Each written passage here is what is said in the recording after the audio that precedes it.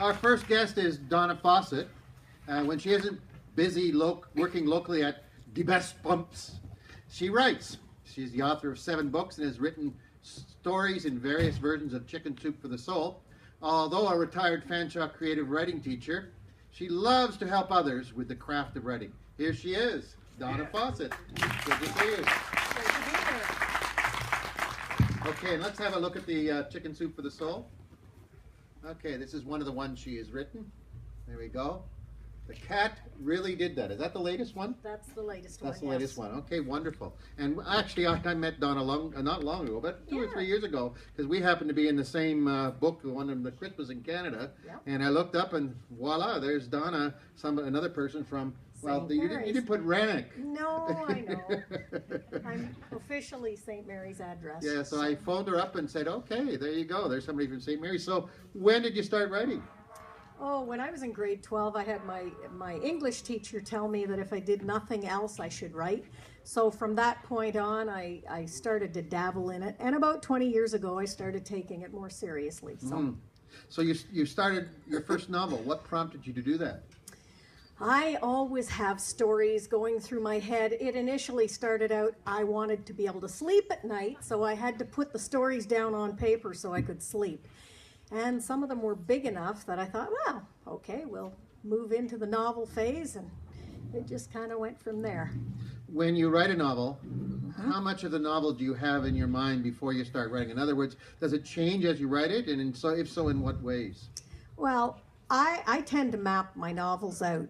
I have in my office, on the back of the office door, I take wrapping paper, turn it over, tape it to the office door, and I begin to write the plot in point form from beginning to end. I start with the conflict and resolution, so I have to know what the problem is, and I have to know how it ends. That's my very first step. I then do about 60 questions to form one character, so ask all kinds of things to make this person come alive. That's outlined, and I do that for every character before any word is written in novel form. When the setting is mapped out and the plot is mapped out and the characters are mapped out and everything that I can think of that I need to know, all the research is done, then I begin to write. Oh, amazing. It almost sounds like paint by number. You have to put all the lines in. Yes. And then go back and start putting all the colors in. Yes. How important is editing in the writing process? Oh, it depends on how professional a writer wants to look. I used to tell my Fanshawe students that an editor keeps a writer from looking stupid in print. So I would say editing is the lifeblood of the book. It's what differentiates between an okay book and a great book. A writer cannot possibly see all the mistakes. So an editor comes along with an unbiased eye, and they find what the writer doesn't find, and they fix it. So they're probably more important than the writer. It's sort of like a wife at times then. Yeah, yeah. Finds all the mistakes in the husband. I know. Hey, it goes both ways there, buddy. You write for a niche market, Christian literature. Does that put any limitations on your style? Well, I actually started in the secular magazine market, so the style was formed there. That's where I learned how to write tight, clean. Expanding for novel was interesting because you have to add words. Magazine writing, you have to take out words.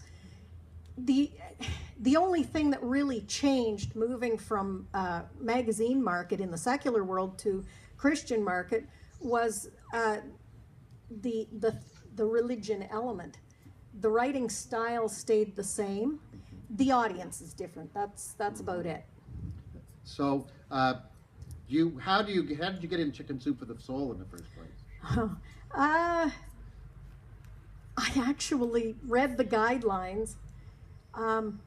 Beginning writers often think guidelines are guidelines. They're actually commandments. And I read the guidelines, saw how they wanted to write, how they wanted the story written. They have a list of content. So I followed their rules and I submitted the story. That's where a lot of people end up not getting published they do everything and they come to that moment where they hit send, and they don't hit send because it's too scary. So it was just taking the step, following the instructions, taking the step. So. You've also written nonfiction books. Tell us about your nonfiction books. Well, I home taught my children for a number of years and wrote, it's called Thriving in the Homeschool. And I wrote a writing tutorial called Duke the Chihuahua Writes. And it's a little bit sillier than the homeschool book. So. And it's online, am I correct? Yeah, it's an ebook. It's an ebook. Okay, well, everybody look up Duke the Chihuahua. Okay, what projects are you working on now?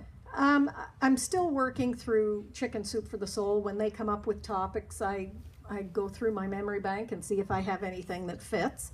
I'm also working with Pathfinder Books Publishing, and they are at present doing a collection of stories of Métis historical figures. So I've written 2 stories, one about Henry Budd and one about Peter Erasmus. And right now I'm just working on the Battle of Seven Oaks and the Pemmican Wars. So, okay. What advice would you give somebody starting out as a writer? Get an education. Writing isn't just something that you do because you want to write. I equate it to medical school. I don't want a doctor looking after me who's performing surgery just because he wants to and has never gone to school for it. It's the same thing. There are certain protocols that are either going to make or break your writing career. And if you don't approach an editor the proper way, if you don't approach a publication the proper way, you're going to end up sabotaging your career. So learn how, whether it's an online course, whether it's you actually go back to university. I took a number of online courses through the University of Connecticut. They have a Long Ridge Writers Group education. So I ended up getting university certificates for writing. Okay. Where can somebody get copies of your books? DonnaFawcett.com. Okay. And I know some of the chicken soups tend to be in some of the grocery stores. Yep. Depending on, well, I know that when we had the Christmas in Canada one, I told the owner of the Independent, and he made sure he got some in. So, but DonnaFawcett.com. Yes. Okay, that's great. Well, thank you very much for appearing on the show. Thank you very hope to have you much. back sometime in the future. It'd be great. I would love to. Okay, thank you. Thanks, John.